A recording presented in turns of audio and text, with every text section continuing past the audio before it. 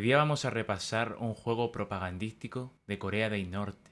Y aunque técnicamente es malísimo, vale la pena ver qué onda, quién lo creó, y si es que eres un fan de Corea del Norte, cosa que dudo, ¿te gustará el video?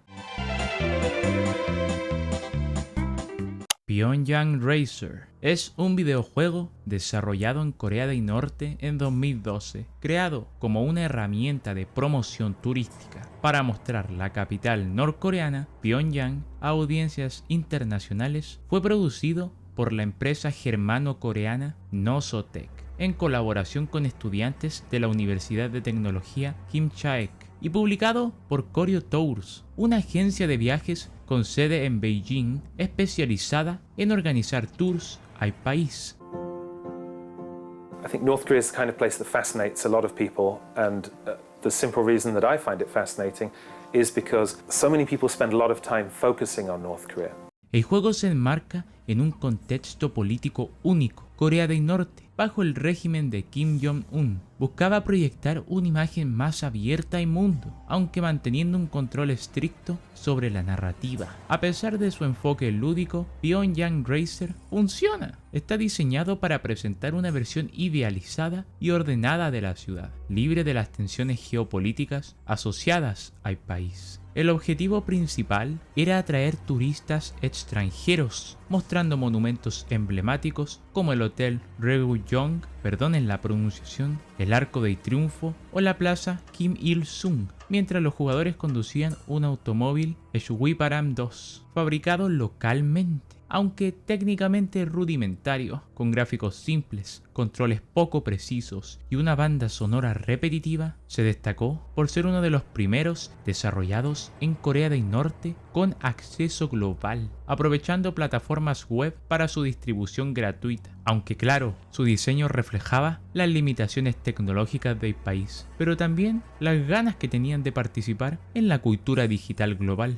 La creación del juego también contó con la aprobación del gobierno norcoreano, que supervisó su contenido en todo momento para evitar críticas y asegurar que transmitiera positividad. En el automóvil norcoreano se deben recorrer las calles recolectando barriles de gasolina para mantener el combustible, mientras evitas chocar contra vehículos estacionados o desviarse de la ruta establecida. A diferencia de juegos de carreras convencionales, no hay competidores humanos ni inteligencia artificial. Las calles están casi vacías, reflejando la escasez de automóviles en Corea del Norte y que está todo muy controlado. Ausencia de tráfico y que te obligan a seguir un camino te dan esa idea de orden y disciplina asociada al país.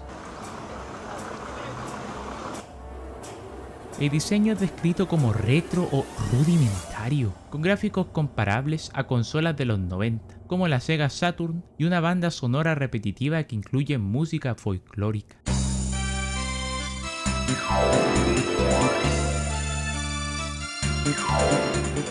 A pesar de esto, el mapa de Pyongyang es sorprendentemente detallado, mostrando monumentos emblemáticos con cierta precisión. Sin embargo, todo se ve afectado por controles poco sensibles y una física de conducción poco realista.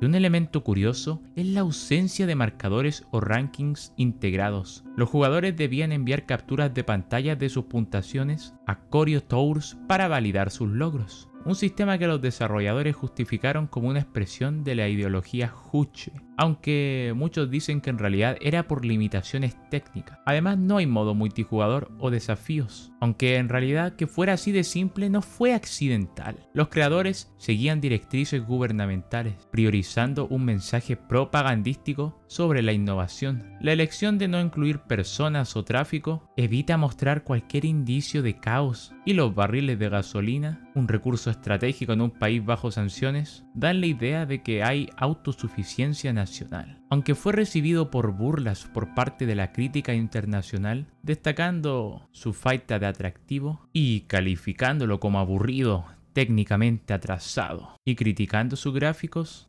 Jason Torchinsky lo describió como una parodia inconsciente de la sociedad norcoreana, donde la experiencia de conducción reflejaba la rigidez y vacío urbano de Pyongyang.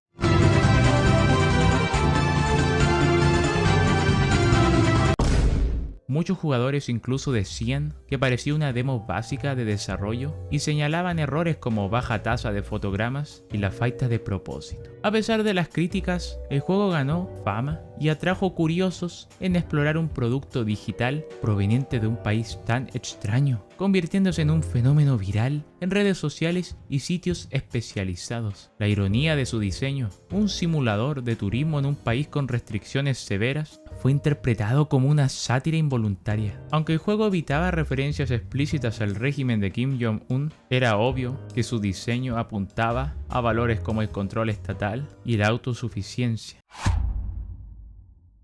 El juego es un ejemplo temprano de Upper Games, juegos publicitarios. El juego prioriza la glorificación de la infraestructura estatal y referencias a Juche. Es un artefacto propagandístico tan fuerte como alguna película o un monumento. Es extraño porque es uno de los primeros productos digitales norcoreanos accesibles globalmente. Sí, Corea del Norte tiene la capacidad para desarrollar software básico, aunque claro, todo ultra supervisado. Su lanzamiento coincidió con un aumento del interés internacional en la cultura norcoreana, alimentado por documentales, memorias de desertores y tensiones geopolíticas. Ahora mismo el juego persiste como una reliquia digital, aunque su sitio web oficial ya no mantiene rankings y Koryo Tours ha abandonado proyectos similares, aún es accesible. Pyongyang Racer siempre generará curiosidad. Gracias, Kim Jong-un.